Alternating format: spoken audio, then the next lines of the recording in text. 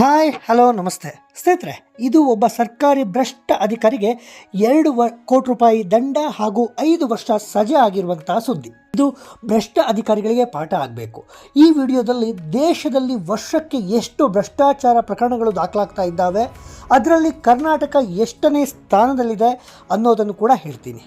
ನೀವು ಈ ಚಾನಲ್ಗೆ ಸಬ್ಸ್ಕ್ರೈಬ್ ಆಗಿಲ್ಲ ಅಂತಾದರೆ ದಯವಿಟ್ಟು ಸಬ್ಸ್ಕ್ರೈಬ್ ಆಗಿ ಬೆಲ್ ಐಕಾನನ್ನು ಕ್ಲಿಕ್ ಮಾಡಿ. ನಿಮ್ಮ ಸಪೋರ್ಟ್ ದಯವಿಟ್ಟು ಇರಲಿ ಅಂತ ಕೇಳ್ಕೊಳ್ತೀನಿ. ಸ್ನೇಹಿತರೆ, ಸರ್ಕಾರಿ ಕೆಲಸ ದೇವ್ರ ಕೆಲಸ ಅನ್ನೋ ಬೋರ್ಡು ಎಲ್ಲ ಸರ್ಕಾರಿ ಕಚೇರಿಗಳಲ್ಲಿ ನೇತಾಕಿರ್ತಾರೆ, ಇಲ್ಲ ಕಟ್ಟಡಗಳಲ್ಲಿ ಬರೆದಿರ್ತಾರೆ. ಎಂಥ ಅದ್ಭುತ ವಾಕ್ಯ ಅಲ್ವಾ? ಜನಪ್ರತಿನಿಧಿಗಳು ಮತ್ತು ಸರ್ಕಾರಿ ಅಧಿಕಾರಿಗಳು ಮಾಡಬೇಕಾಗಿರೋದು ಕೂಡ ಅದನ್ನೇ. ಅಂದರೆ ದೇವರ ಕೆಲಸದ ರೀತಿ ಜನ ಸೇವೆಯನ್ನು ಮಾಡಬೇಕು. ಜನಪ್ರತಿನಿಧಿಗಳಿಗೆ ಜನ ಮತ ಭಿಕ್ಷೆ ನೀಡಿ ಕೆಲಸಕ್ಕೆ ಕಳಿಸಿದರೆ ಸರ್ಕಾರಿ ಅಧಿಕಾರಿಗಳಿಗೆ ನೌಕರರಿಗೆ ಸಂಬಳ ಕೊಡೋದು ಕೂಡ ನಾವೇ.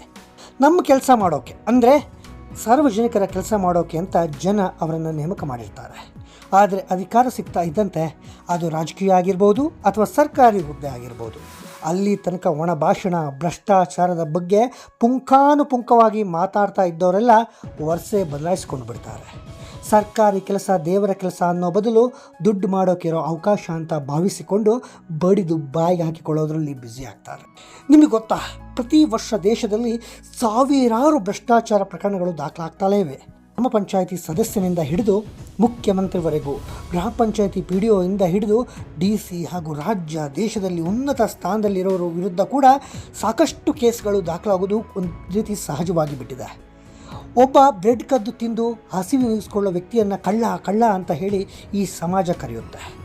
ರಾಜ್ಯ ದೇಶವನ್ನು ಕೊಳ್ಳೆ ಹೊಡೆಯೋರನ್ನು ಮಾತ್ರ ಗೌರವದಿಂದಲೇ ಕಾಣ್ತೀವಿ. ನಮಸ್ಕಾರ ಸರ್, ನಮಸ್ತೆ ಬಾಸ್ ಅಂತೀವಿ. 2022ರ ಅಂಕಿಅಂಶವೊಂದು ಸಿಕ್ಕಿದೆ. ಆ ಪ್ರಕಾರ ದೇಶದಲ್ಲಿ ಅತಿ ಹೆಚ್ಚು ಭ್ರಷ್ಟಾಚಾರಗಳು ದಾಖಲಾಗ್ತಿರುವಂತಹ ರಾಜ್ಯಗಳಲ್ಲಿ ಕರ್ನಾಟಕ 3ನೇ ಸ್ಥಾನದಲ್ಲಿದೆ.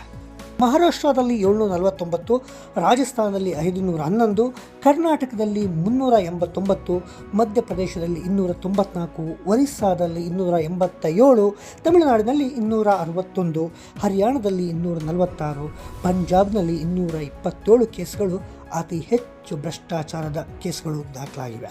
ಭ್ರಷ್ಟರಿಗೆ ಕಠಿಣ ಶಿಕ್ಷೆ ಆಗೋ ವ್ಯವಸ್ಥೆ ಕೂಡ ನಮ್ಮಲ್ಲಿದೆ ಅನ್ನೋದು ಖುಷಿ ವಿಚಾರ.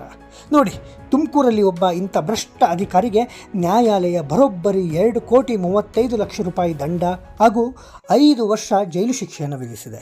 ನೋಡಿ, ಈ ಚಿತ್ರದಲ್ಲಿ ನೋಡ್ತಾ ಇದ್ದೀರಲ್ಲ, ಈತನ ಹೆಸರು ಸುಬ್ರಹ್ಮಣ್ಯ ಆರ್ ಅಂತ. 2016ರ ವೇಳೆ ಈತ ತುಮಕೂರಲ್ಲಿ ಸೋಷಿಯಲ್ ವೆಲ್ಫೇರ್ ಡಿಪಾರ್ಟ್ಮೆಂಟ್ ಅಂದರೆ ಸಮಾಜ ಕಲ್ಯಾಣ ಇಲಾಖೆಯಲ್ಲಿ ಜಂಟಿ ನಿರ್ದೇಶಕ JD ಆಗಿದ್ದಂತೆ. ಆ ಅವಧಿಯಲ್ಲಿ ಆದಾಯಕ್ಕಿಂತ ಹೆಚ್ಚಿನ ಆಸ್ತಿ ಗಳಿಸಿದಂತೆ. ಹಾಗಂದ್ರೆ ನಿಮ್ಗೆ ಗೊತ್ತಲ್ಲ, ಸಂಬಳಕ್ಕಿಂತ ಗಿಂಬಳ ಜಾಸ್ತಿ ಅಂತ. ಜಾಸ್ತಿ ಏನು, ಸಿಕ್ಕಂಗೆ ಬಾಚ್ಕೊಂಡಿರ್ತಾರೆ. ಅದಕ್ಕೆ ಸಂಬಂಧಿಸಿದಂತೆ ಅಂದಿನ ACB ಅಧಿಕಾರಿಗಳು ದಾಳಿ ನಡೆಸಿದರು. ಆಗ 1 ಕೋಟಿ ರೂಪಾಯಿ 16,44,000 ರೂಪಾಯಿ ಮೌಲ್ಯದ ಅಕ್ರಮ ಆಸ್ತಿ ಪತ್ತೆಯಾಗಿತ್ತು. ACB ಅಧಿಕಾರಿಗಳು ಲೋಕಾಯುಕ್ತ ನ್ಯಾಯಾಲಯಕ್ಕೆ ಚಾರ್ಜ್ ಶೀಟನ್ನು ಸಲ್ಲಿಸಿದರು. ಈ ಪ್ರಕರಣದ ತನಿಖೆಯನ್ನು ತುಮಕೂರು ಜಿಲ್ಲಾ 7ನೇ ಅಧಿಕ ಮತ್ತು ಸತ್ರ ನ್ಯಾಯಾಲಯ ನಡೆಸಿತ್ತು. ಅದರ ತೀರ್ಪನ್ನು ಈಗ ಪ್ರಕಟಿಸಿದೆ.